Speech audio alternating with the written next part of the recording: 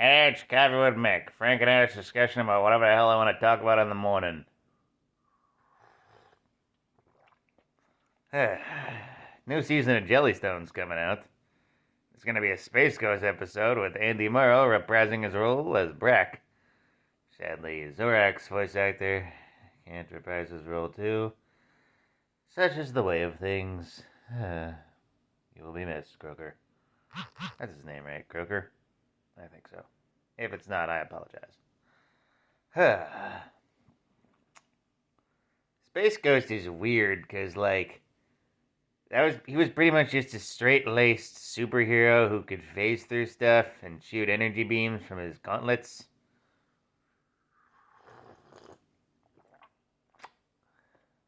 Then, like, what, 40 years later, or 30 years later, they made, like, a parody talk show.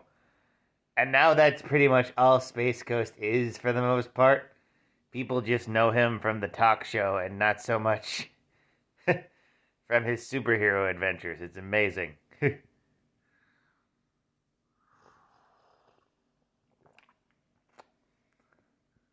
with Birdman, pretty much. Like with Harvey Birdman. Yeah. Or Bird Girl, but we don't talk about that show. Oh boy, what the hell was going on there? I mean, 22-minute episodes.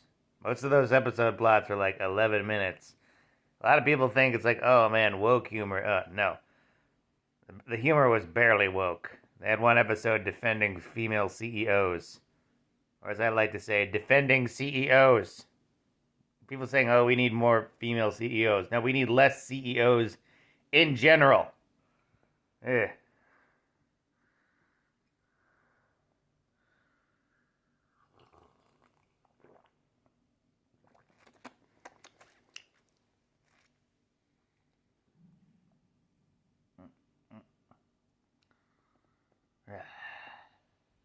I get what they were going for, feminism with that, but still, it felt really pro-capitalism there.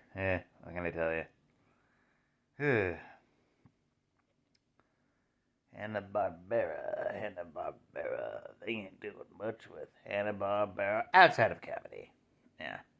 It's like Scooby-Doo, like the Flintstones, and, the Jellystone gang. They're going to be dancing on the Midnight Clam to the day we die, but the serious ones, like the stories with the superheroes and everything, like Mitor, that guy ain't coming in.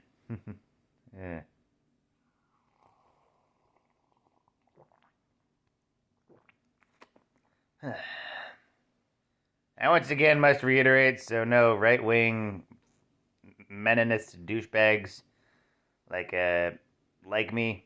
My problem's not with, like, powerful women. My power is just with, like, presenting CEO as, like, some great honorary title that is something that women should achieve to, when in reality we should just, like, get rid of the corporate culture completely.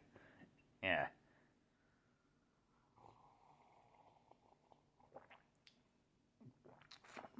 Especially since when you hear about, like, some of these famous CEOs who are just completely toxic as all hell, act like they're, like, total girl bosses in the best way, but, are just as bad as the male, like, freaking CEOs.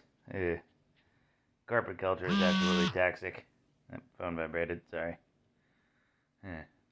I feel probably the best decrement of that had to be, like, Harley Quinn, like, season 4. That season was a little shaky, but I liked what they were going for with it. Where it's like Poison Ivy went through all this trouble of climbing the corporate ladder, winning against Lex, and in the end, in the eyes of everything, like, she didn't even really win. It was a hollow among hollow victories. And Talia even said, all you do is just smile, accept your promotions, and move on. And it's like, basically, joining this corporate ladder does nothing for either feminism or for the world. And so Poison Ivy's only choice was to just blow everything the fuck up. Which doesn't really help, like, the environment very much, but hey, I get the message. God, I hope, like, an eco superhero, like, calls her out next season. That'd be pretty good on that, because, like I said, carbon emissions.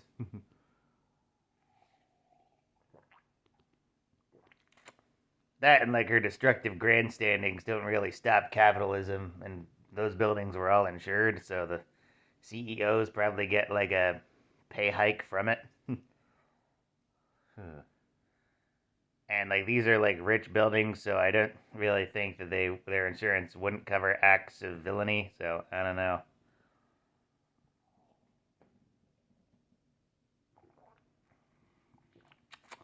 And that's that cup of coffee. We talked about Space Ghost, feminism, capitalism, Harley Quinn, Bird Girl, Birdman, and yeah, and one cup of coffee. Yeah. All right. Have a nice morning.